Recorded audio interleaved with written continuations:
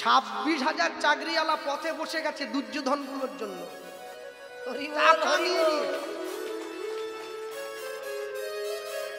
একবারে নিয়ে নিয়েছে। হ্যাঁ, টাকা নিয়ে এখন গা ঢাকা দিয়ে আছে, বেরোলেই পিটাবে। আমার হয় চাকরি দে, না হলে টাকা দে। আমি একটা জিনিস বুঝে পাইনি, যে নিজে 8 পাস সে তোমাকে চাকরি দিবে কি করে? তুমি ওকে দিয়ে 20 লাখ টাকা দিয়ে এলে, ও তো নিজে 8 পর্যন্ত পড়েছে, ওকে গিয়ে মানুষে পয়সা দিচ্ছে। যাক, ভক্তমণ্ডলী মায়েরা সবসময় মনে রাখবে, এই দুর্যোধন যারা ঘুরে বেড়াচ্ছে সমাজের মাটিতে, এদেরও বিচার হবে। অপেক্ষা শুধু সময়ের, সময় অপেক্ষা করে দেখবেন এক না একদিন বৃষ্টি থেমে গিয়ে আকাশটা পরিষ্কার হবেই হবে। হরি বল, হরি বল। আকাশ হবে পরিষ্কার। হ্যাঁ, আমি মনে করি জুতো চেটে পরিচিতি লাভ করার থেকে জুতো ক্ষয় করে পরিচিতি লাভ করা অনেক বেশি সম্মানের। কষ্ট হোক, দুঃখ হোক, যেটুকু থাকবে নিজের থাকবে, অন্যের ধার করা নয়। নিজেকে রাখতে হয়, ধরে রাখতে শিখতে হয়, আর ধরে রাখতে না জানলে চলে যাও।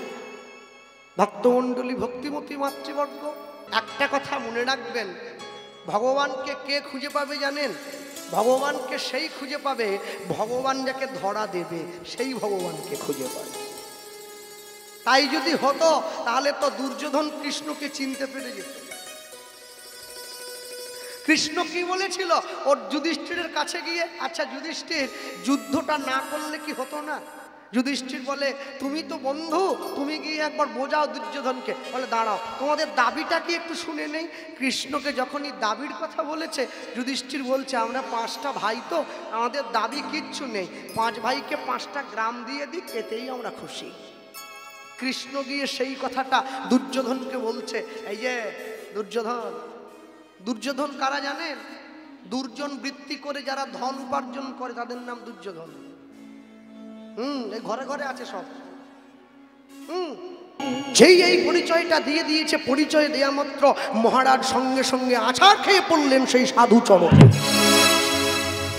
আছাড় খেয়ে পড়ে জ্ঞান হারা হলেন, অচৈতন্য হয়ে গেছেন মহারাজ ইন্দ্র।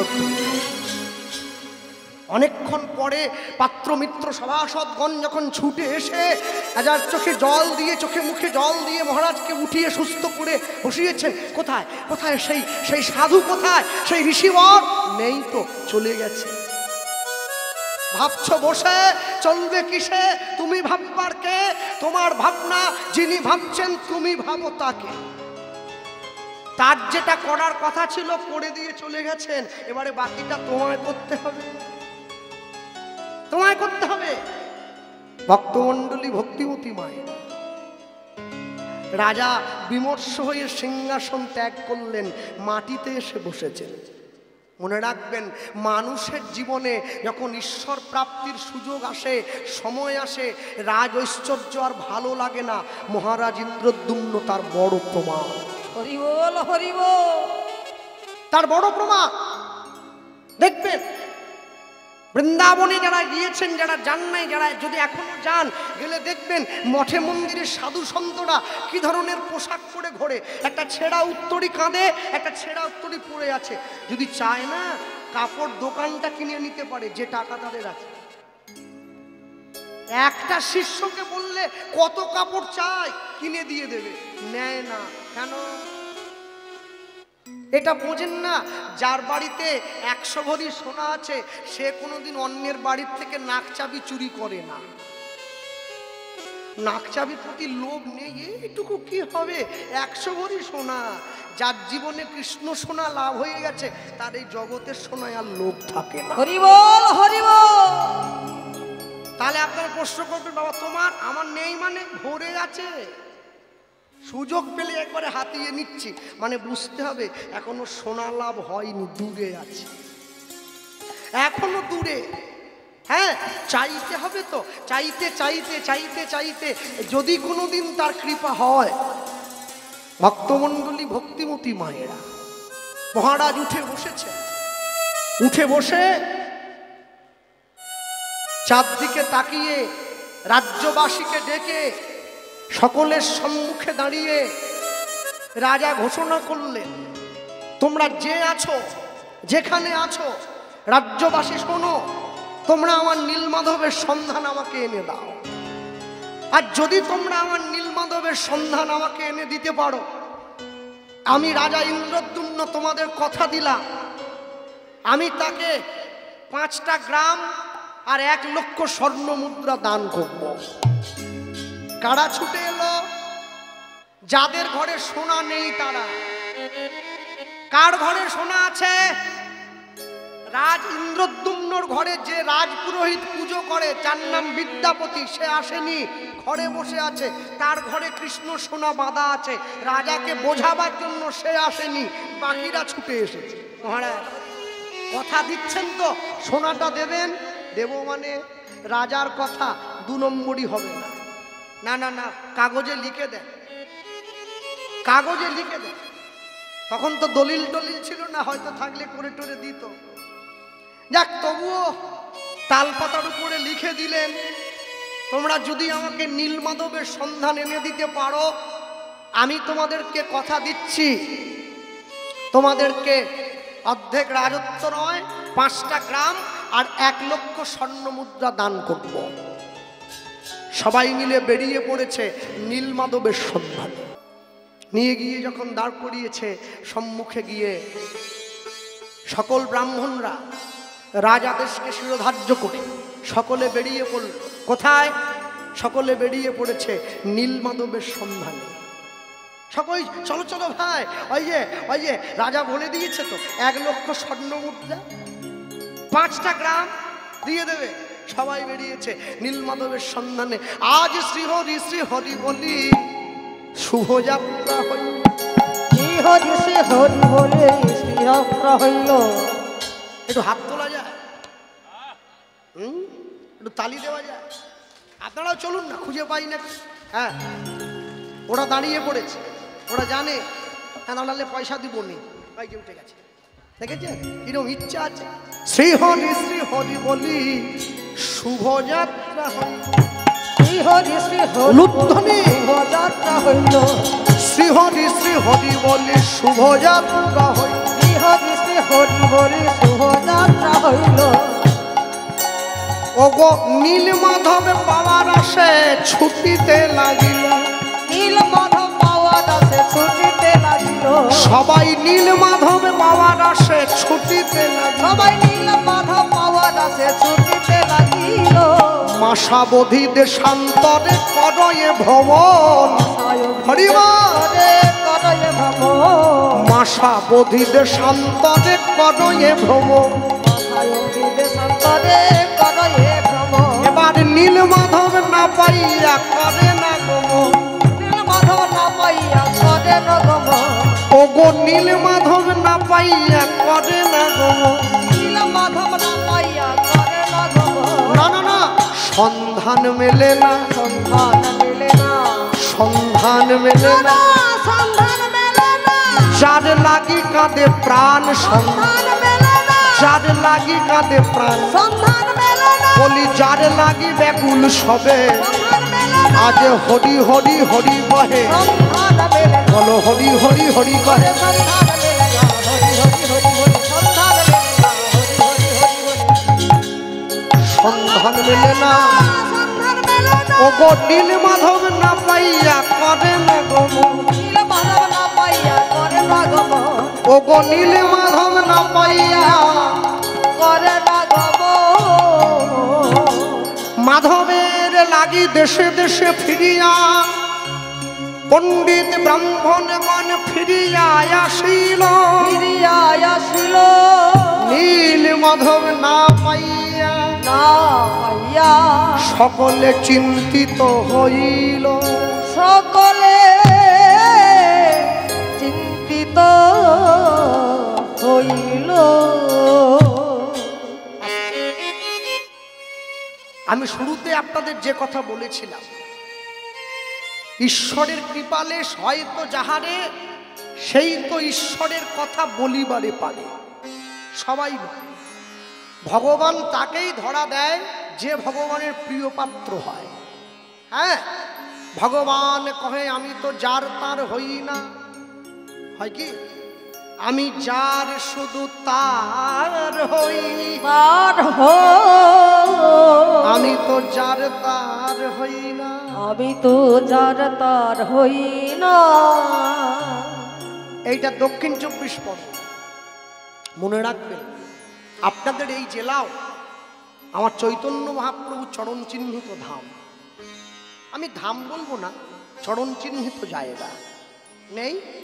বারুইপুর মহাপ্রভুতলা, অনন্ত আচার্য ব্রাহ্মণের ঘর মনে পড়ে?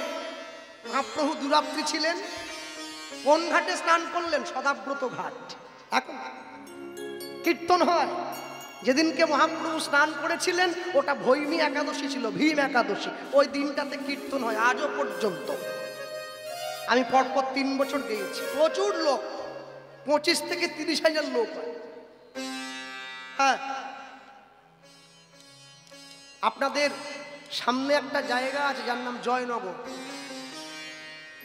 আছে না? জয়নগর, জয়নগরে একটু সামনে রাধাবল্লভ তলা বলে একটা জায়গা আছে, রাধা গোবিন্দের মন্দির আছে, অনেক পুরনো। এখনো পর্যন্ত প্রতি বছর রাস পূর্ণিমার দিন মধ্যরাত্রিতে ওই রাধা গোবিন্দের মন্দিরের পাশে একটা শুকনো কদম গাছ আছে। ওই শুকনো কদম গাছের যে কোনো একটা ডালে 2টো কদম ফুল ফোটে। হ্যাঁ, 2টো ফুল পেড়ে রাধা গোবিন্দের চরণে দেয়া হয়, তারপরে অনুষ্ঠান শুরু হয়। কে বলল তার কৃপা নেই? এখনো আছে, তবে কৃপাটা খুঁজে নিতে হয়। আপনাদের এখানে আসতে গিয়ে একটা জায়গা আমি পেরিয়ে এসেছি, জায়গাটার নাম হচ্ছে ময়দা, আছে না? ময়দায় কালীবাড়ি আছে না? আমি বইতে পড়েছি, আমার কাছে ভারতবর্ষের হিস্টোরিক্যাল একটা বই আছে, ইতিহাসের প্রেক্ষাপট।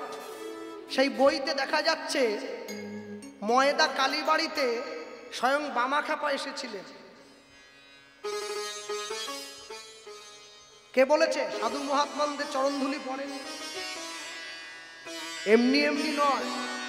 এর জন্য আজকে আপনারা যে এত বৃষ্টির মধ্যে বসে কীর্তন শুনছেন, এটা কিন্তু তার ইচ্ছা, সে কৃপা করে গেছে আপনার। সেই কৃপা বসে সকলে আমরা চলছি। হরি বল, হরি বল। হ্যাঁ, গোটা পশ্চিমবাংলায় যত জেলায় কীর্তন হয় সব থেকে দক্ষিণ 24 পরগনা হরিনামের প্রভাব বেশি। এত হরিনাম কোথাও নেই, সবচাইতে বেশি। লক্ষ্য করবেন, আমি সব জেলা ঘুরছি। এটা যেমন ঠিক, এটা আনন্দের, এটাও আনন্দের। যত জেলায় কীর্তন হয় সবচাইতে মারামারি দক্ষিণ 24 পরগনায় বেশি, এটাও মানতে হবে। সবচাইতে পুলিশের খাতায় আসামির সংখ্যা দক্ষিণ 24 পরগনায় বেশি, হাসপাতালে রোগীর সংখ্যা দক্ষিণ 24 পরগনায় বেশি। আবার এই দক্ষিণ 24 পরগনা কপিল মুনির আশ্রম, গঙ্গা সাগর। আরে পাপ আর পুণ্য দুটি ভাই, পাপের পিছু পিছু পুণ্য ছুটি চলে যায়। হরি বল, হরি বল। খারাপ যদি না থাকে মানুষ ভালোটাকে চিনবে কি করে? মদের দোকান আছে বলে দুধের দোকান থাকবে না, এটা হয় নাকি? থাকতে হবে তো, দুটোই থাকবে। হ্যাঁ, অনেকে আমাকে বলে, জানেন দাদা আমাদের এখানে গতবারে একটা কত ভালো কীর্তন নিয়ে আনলাম, একটা লোক হলো নি। আর আমাদের পাশের পাড়ায় ওই একটা লোক কীর্তন নিয়ে এসেছে, সে লোক দেওয়ার জায়গা নেই গো। হ্যাঁ, 150টা শুধু ক্যামেরাম্যান ছুটে গেছে বলে আমাদের ভিডিও করতে দিতে হবে। 150টা ক্যামেরা বসলে লোক বসবে কোথা? তাহলে দাদা এত ভালো কীর্তন নিয়ে যদি লোক কেন হচ্ছে নি? তাহলে কেন হচ্ছে নি জানেন? চপের দোকানে খদ্দের একটু বেশি হয়, কিন্তু ক্ষীরমালাইয়ের দোকানে খদ্দের একটু কম হয়। চপের দোকানে বেশি হবে, পোড়া তেল না, সবসময় খদ্দের। মুদিখানার দোকান, ভুসিমাল দোকানে খদ্দের প্রচুর, সোনার দোকানে খদ্দের নেই, অল্প। 1,20,000 টাকা ভরি, খদ্দের কি চাইলেই পাওয়া যায়? আর ভুসিমাল দোকানে হলুদ প্যাকেট 50 টাকা, 10 টাকা, 20 টাকা, এক করে লাইন দিয়ে খদ্দের আছে। কে কি দোকান করে নিয়ে বসেছে ওটা তার উপরে। সোনা দোকানে খদ্দের কম হলেও সলিড খদ্দের, ভালো করে লক্ষ্য করুন, যাকে বলছেন যে কীর্তনীয় এনেছিলাম লোক কম হয়েছে, যে কটা লোক হয়েছে একবারে সলিড লোক। ওরা হলুদ তেল নুন মশলা কিনতে যায়নি, সোনা কিনতে গেছে। একটা খদ্দের এই 1 লাখ টাকার বাজার করে নিচ্ছে। হ্যাঁ, কালকে সকালবেলা উঠে দক্ষিণ বারাসাত বাজারে সবজির দোকানে সবজি কিনতে যাবেন, একটা দাঁড়িপাল্লার একদিকে একটা 1 কিলো ওজনের বাটখারা চাপিয়ে দেবেন, আরেকদিকে 1 কিলো কুমড়ো তুলে দেবেন। এমন সময় লক্ষ্য করবেন ওই বাটখারাটার উপরে যেদিকে বসানো আছে একটা মাছি এসে বসেছে। 1 কিলো কুমড়োর বাটখারার উপরে একটা মাছি এসে বসলে কি যায় আসে আপনার? বসুক। এমন সময় চিন্তা করুন, আপনি সোনার দোকানে সোনা কিনতে গেছেন, ও দোকানদার কিন্তু দাঁড়িপাল্লাটা খুলে রাখেনি, একটা কাঁচের ঘরের মধ্যে রেখেছে, রাখেনি। আপনি কানের দুল কিনছেন গিন্নির জন্য, দুলটা ওজন করতে দেওয়া হয়েছে, ছোট ছোট বাটখারা এইটুকুটুকু চোখে আসে না, বাটখারাটা তুলে দিয়েছে। এমন সময় দেখছেন একটা মাছি এসে ওই বাটখারার উপরে বসেছে, আপনি বলবেন ওটা থাক তুই ওজন কর? সোনার দোকানে ওই বাটখারার উপরে মাছিটা বসে যাওয়া মানে মুহূর্তের মধ্যে 20 থেকে 30,000 টাকা এদিক ওদিক করে দিতে পারে। না না, তা বলে আবার কুমড়োর দোকানে বসলে 1 টাকা এদিক ওদিক হবে না। মানুষের নিয়ম তো তাই। মানুষ যখন দুধ খায় বলে ভাই জল দিয়েছিস কেন? দুধ তো ভালো না রে, ভেজাল দুধ। আর এখন মদ খায়, জল মিশিয়ে খায়। কোন দিকে যাবে? ভালো খারাপ নিয়েই চলতে হবে। দুটোই ভালো, দুটোই খারাপ, আপনাকে লক্ষ্য রাখতে হবে। ভালো করে লক্ষ্য করবেন, যে কাপে চা খান, যে কাঁচের গ্লাসে চায়ের দোকানে সন্ধ্যেবেলায় চা খান, চাটা গরম না ঠান্ডা? গরম আছে। গরম চা ধরার জন্য কাপের কোনো হাতল আছে কি? নেই, কিন্তু এইরকম ধরতে হয়। ধরছেন, খাচ্ছেন। মানুষ যখন নেশা করে, মদ খায়, ওটা গরম নয়, ওটা ঠান্ডা, ওটাও কাপে দেয়া হয়। ওই কাপটা ধরার জন্য হাতল দেওয়া আছে। যেখানে দরকার নেই সেখানে লাগানো আছে, যেখানে দরকার ছিল সেখানে লাগানো নেই। কেন বলুন তো? মানুষের জীবনে যে কর্মটা করার দরকার ছিল মানুষ সেটা করলাম না, মানুষ হয়ে জন্ম নিলাম। কিন্তু যে কর্মটা করার দরকার ছিল না ওইটা বারে বারে করে যাচ্ছি। ভগবান ডাক দেয় একবার সামনে একবার পিছনে, কিন্তু আমি সেই কর্মের প্রতি ধাবিত হয়ে যাই, বারংবার ধরে ধাবিত হই। ভক্তমণ্ডলী মায়েরা সকলে ফিরে এসেছেন। রাজা ইন্দ্রদ্যুম্নের সামনে দাঁড়িয়ে বলে উঠছে, মহারাজ আমরা পারলাম না, চেষ্টা করেছিলাম। রাজা বলতে, শোনো, আমার সম্পত্তি নিয়ে নাও, তোমরা যদি চাও আমি তোমাদের ঘরে দাস হয়ে থাকতে পারি, আমার নীলমাধবকে তোমরা এনে দাও। কেউ পাচ্ছে না। হঠাৎ করে রানীমা এসে রানী গুন্ডিচা বলে উঠছেন, তোমরা যদি নীলমাধবের সন্ধান দিতে না পারো আমি আর মনে হয় মহারাজকে প্রাণে বাঁচাতে পারবো না। কৃষ্ণ প্রাপ্তির চরম উৎকণ্ঠা, ভগবান প্রাপ্তির চরম উৎকণ্ঠা এলে তবেই তো ঈশ্বর ধরা দেয়, না হলে কি করে ধরা দেবে? উৎকণ্ঠা চরম জায়গায় পৌঁছে গেছে। মহারাজ ছটপট ছটপট করছে, কোথায় কোথায় আমার নীলমাধব, একবার দেখা দাও। ছটপট ছটপট করে মহারাজ, কিন্তু নীলমাধবের দর্শন পায় না। রাজপুরোহিত ছুটে এসে মহারাজের হাতটা ধরে বলছে, মহারাজ আমি একবার চেষ্টা করব। আপনার রাজ্যের অবন্তী নগরের সকল ব্রাহ্মণ পণ্ডিতগণ ছুটে এসেছে, একজনে আসেনি। কে জানেন? আমার ভাই। কে কে তোমার ভাই? কে বলো, কে তোমার ভাই? কে? আমার ভাই বিদ্যাপতি। কেন সে আসেনি? কেন? তার কি আরো বেশি স্বর্ণ মুদ্রা চাই, আরো বেশি সম্পত্তি চাই? ওই যে আপনি বলেছেন স্বর্ণ মুদ্রা দেবেন, তাই জন্য সে আসেনি। আমার ভাইকে আমি বলবো, আমার ভাই যদি একবার আপনার এই আদেশটা মাথা পেতে নেয়, আমি আপনাকে কথা দিচ্ছি ও আজ পর্যন্ত কোনো কাজে পরাজয় স্বীকার করে ঘরে আসেনি। বিদ্যাপতিকে ডেকে আনা হলো। বিদ্যাপতি এসে দাঁড়িয়েছেন মহারাজ ইন্দ্রদ্যুম্নের সামনে। মহারাজ আদেশ করুন। বিদ্যাপতি, আমার নীলমাধব আমি জানি তো কেউ পারবে না, মহারাজ। অর্থের লোভ দেখিয়ে আজ্ঞা পরে হোক ভগবান পাওয়া যায় না। অর্থের লোভ দেখিয়ে জগতে সবকিছু লাভ করা যায়, ভগবান পাওয়া যায় কি? হ্যাঁ, কালী পুজোর দিন তারাপীঠে যে ভিড় হবে, তারাপীঠ আমি গিয়েছি, হ্যাঁ, মন্দিরে ঢুকি নাই, কেন মা তো কারো একার নয়, মা সবার, কিন্তু মন্দিরে ঢুকি নাই, কারণ মায়ের যে বিধি সেই বিধি তো লঙ্ঘিত হয়ে গেছে, আগের মতো তো এখন আর নেই। মাকে, মায়ের যারা ভালোবাসার মানুষ তারা মাকে রক্ত মাংস দিয়ে পুজো দেয়, তাই জন্য ভিতরে ঢুকি নাই, বাইরের থেকে দাঁড়িয়েই মাকে প্রণাম করেছি। মা সবার। একটা জিনিস লক্ষ্য করলাম জানেন, আমি যখন তারাপীঠে গিয়ে নেমেছি, ইউটিউবগুলোর দোষও আছে আবার ভালো গুণও আছে। ভালো গুণটা কি? ভালো গুণটা হচ্ছে এদের সুবাদে যেইখানেই গাড়ি থেকে নামি সেইখানে লোকে আমাকে চিনতে পেরে। যখন তারাপীঠে গিয়ে নামলাম, মন্দিরে গেলাম, পান্ডারা ছুটে এসছে, আপনি কীর্তন করেন না? আল্লাহ হ্যাঁ, মাকে দেখবেন নাকি? আল্লাহ নিশ্চয়। দেখুন লাইন দুটো আছে, দুটো লাইন কেন?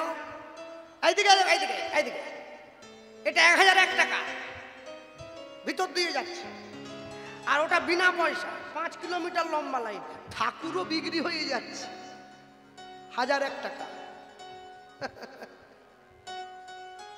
যারা পয়সা দিয়ে ঈশ্বর দর্শন করছে তারা ভাবছে আমরা ঈশ্বর লাভ করে যাব, হয় কোনোদিন হয় না। বিবেকানন্দ বলেছিলেন, পয়সা দিয়ে যদি ভগবানকে দেখব, আমি যাব কেন ঈশ্বরের মন্দিরে? ভগবানকে বলবে আমার সঙ্গে এসে দেখা করার জন্য, তবে আমি পয়সা দেবো, না হলে দেবো কেন? ভক্তমণ্ডলী মায়েরা, বিদ্যাপতি এসে দাঁড়িয়ে রাজামশাইকে বলছেন, রাজামশাই আপনি পয়সার লোভ দেখাবেন না, আমি নিজে যাব নীলমাধবের সন্ধান করবার জন্য। ইচ্ছায় হোক অনিচ্ছায় হোক, প্রাণ যায় যাবে, জীবন চলে যায় যাবে, তবু আপনি রাজ আদেশ, আমি রাজ পুরোহিতের ভাই, আমি আপনার আদেশটা পালন করার চেষ্টা করব মনে প্রাণে। বিদ্যাপতি বেরিয়ে চলে যাচ্ছে নীলমাধব দর্শনের জন্য। ওই যে ভাইটা এসেছে, সবুজ গেঞ্জি পরে দাঁড়িয়ে আছে, হ্যাঁ, ও দূর থেকে এসেছে, ও আমাকে একটু আসার সময়, দাদা ওই গানটা একটু হবে না? হ্যাঁ বলতেই পারি, ওর এই গানটা এই জায়গাটায়, হ্যাঁ গানটা আগেও শুনেছেন আমার মুখে অনেকবার, কিন্তু আরেকবার ওর ইচ্ছে হয়েছে শোনার জন্য। আর আরেকটা কথা বলে দেই, যারা প্রতি বছরই যান, দূর দূরান্ত থেকে ছুটে আসেন, আমাকে ভালোবাসেন, আশীর্বাদ করেন, আপনারা এবছরও জামতলা বাজারে যদি পারেন যাবেন, আমার কীর্তন আছে। হ্যাঁ এবছরও বায়না হয়েছে জামতলায়, অনেক ভক্ত শ্রোতা হয়, বড় আনন্দের আসর, সকলে খুব আনন্দ করে আসরটায়। এবছর যাবেন, আমার পক্ষ থেকে সকলের নিমন্ত্রণ রইল। এই যে বিদ্যাপতি যাচ্ছে কোথায়? জগন্নাথ দেব রূপী নীলমাধবকে খোঁজার জন্য। বদনে পথ চলিতে বলিতে, উলুধ্বনি পথ চলিতে আর বলিতে, পথ চলিতে আর বলিতে, পথ চলিতে আর বলিতে, তুমি গাহ গাহ কৃষ্ণ নাম, মধুর নাম, হরি নাম, তুমি গাহ গাহ কৃষ্ণ নাম, মধুর নাম, কৃষ্ণ নাম, তুমি গাহ গাহ কৃষ্ণ নাম, মধুর নাম, হরি নাম, তুমি গাহ গাহ কৃষ্ণ নাম, মধুর নাম, হরি নাম, পথ চলিতে আর বলিতে, পথ চলিতে আর বলিতে, সম্মুখে আধার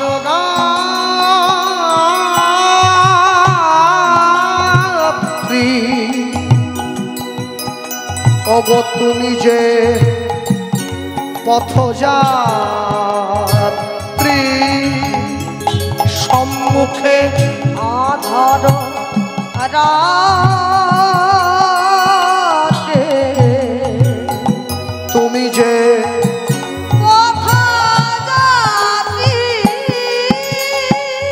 সম্মুখে আধার রাত্রি, ওগো তুমি যে পথযাত্রী। সম্মুখে আধার রাত্রি, তুমি যে পথযাত্রী। কথা বলিতে কৃষ্ণ নাম, পথে চলিতে কৃষ্ণ নাম,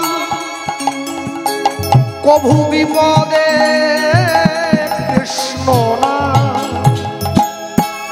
পথ চলিতে আর বলিতে পথ চলিতে আর বলিতে তোমরা গাহ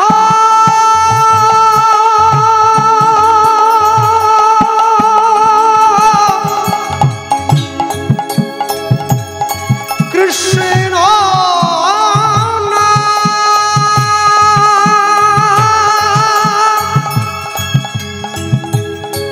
মধুর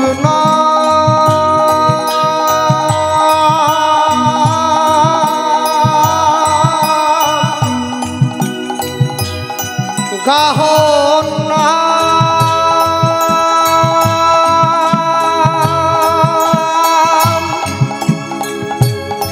গাহন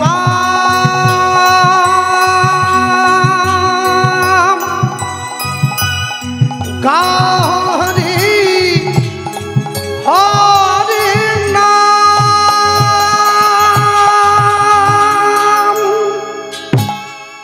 পথ চলিতে আর বলিতে উলুধ্বনি হরিব, পথ চলিতে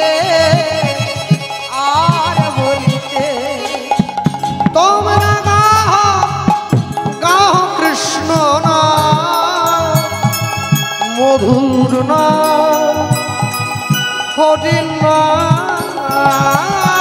তোমরা গাহ গাহ কৃষ্ণ নাম, মধুর নাম হরি নাম।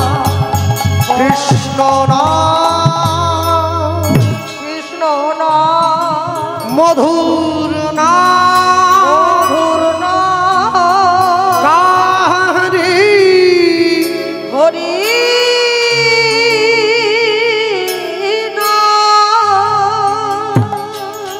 মাধব। নীল মাধব নীল মাধব বলে মহারাজ ইন্দ্রদ্যুম্ন ছুটতে ছুটতে চলে যায়। আর এইদিকে বিদ্যাপতি নীল মাধবের সন্ধান করবার জন্য গভীর অরণ্য, নদ নদী প্রান্তর, কত দুর্গম রাস্তা পথ অতিক্রম করে নীল মাধবের সন্ধান করতে করতে ছুটে যায়। একদিন, দুদিন, 3 দিন, 4 দিন, 5 দিন, 6 দিন, মাস ধরে ঘুরছে নীল মাধবের সন্ধানে। আর শুধু অন্তর মাঝে নীল মাধবকে উদ্দেশ্য করে বলে ওঠে, মাধব,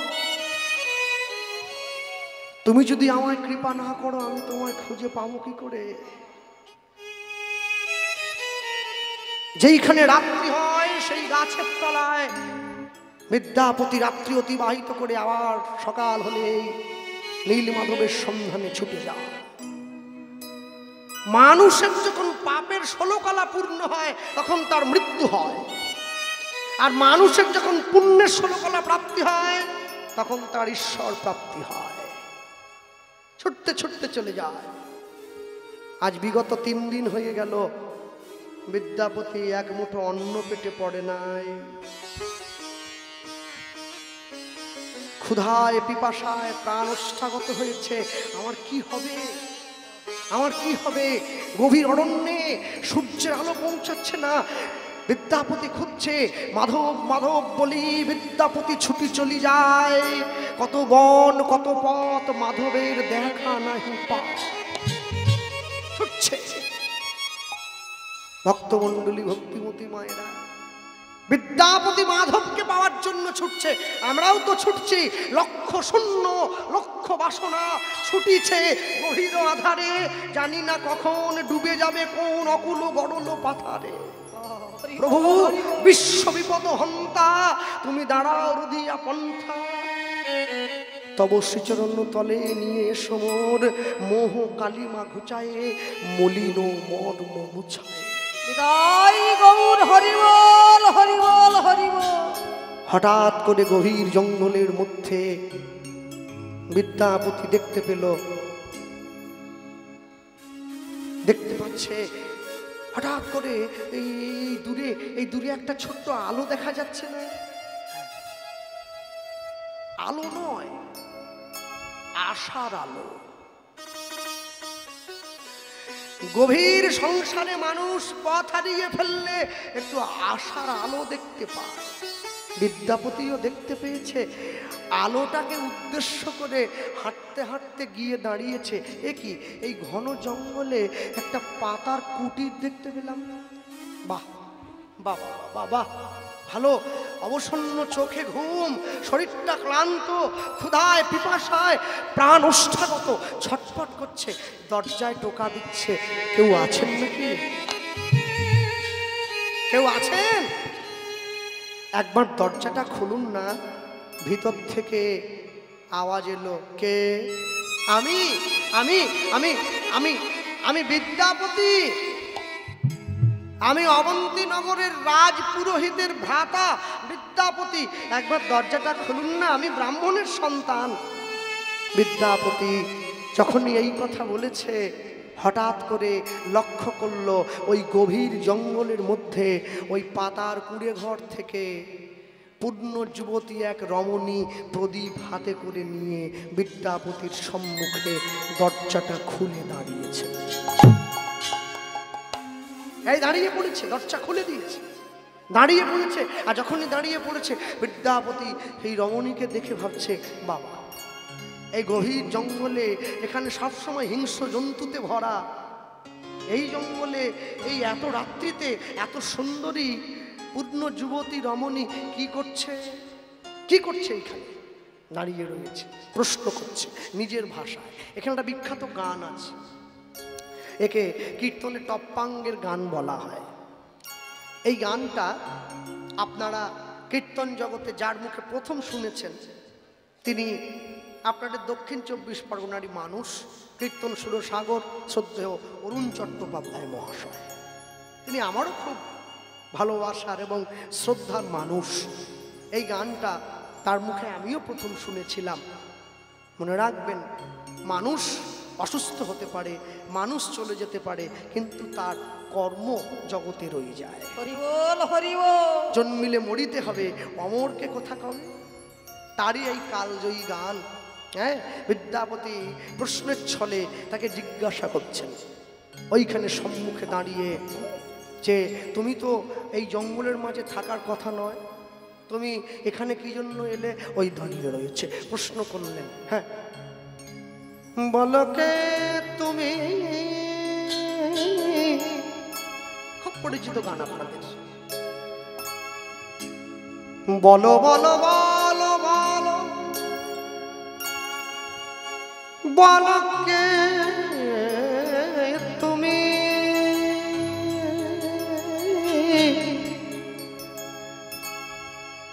দাদা আছো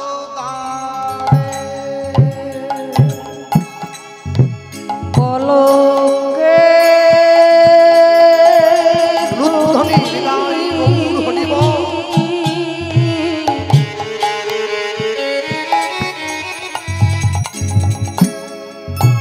বলো বলো বলো বলো কে তুমি?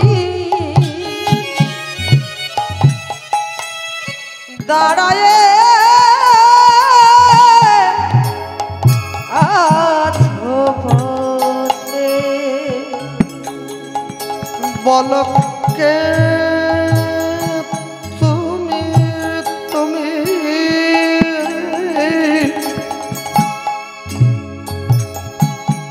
বলো বলো বলো বলো বলো কে তুমি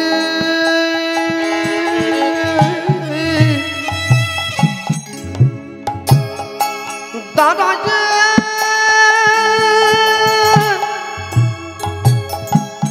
আছো দাদে বলো কে তুমি বলো বলো বলো বলো কে তুমি দাঁড়ায়ে আছো ধারে। এরপরে কি বললেন? পথহারা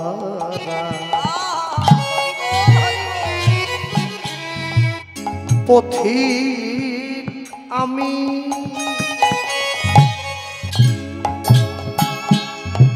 করুণা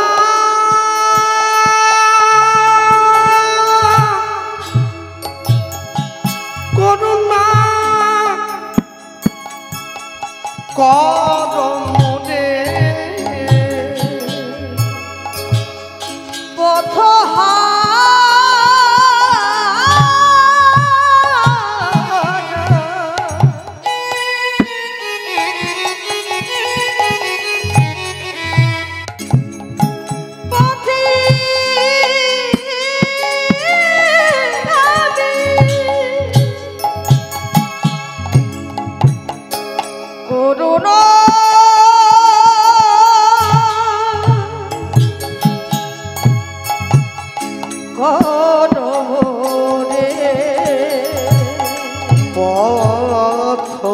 পথহারা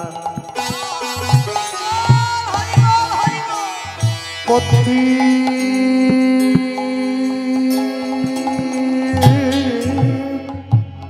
আমি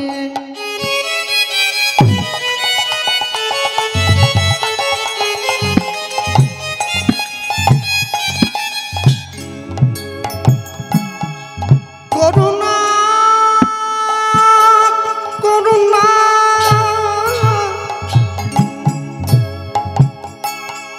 করমরে ওই না পথ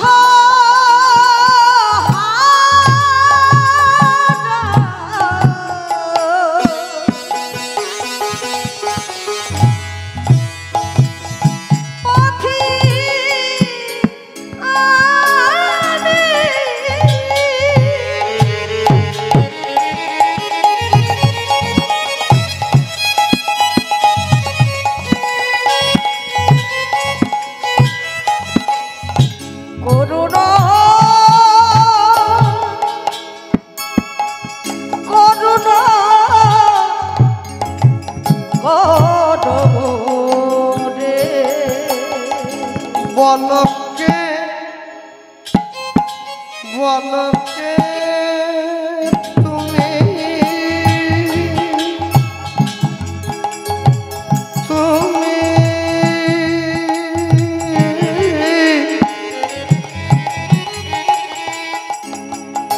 বলো বলো বলো বলো বলো কে তুমি দাদা যে আছো দাদে বলো কে তাই হরিব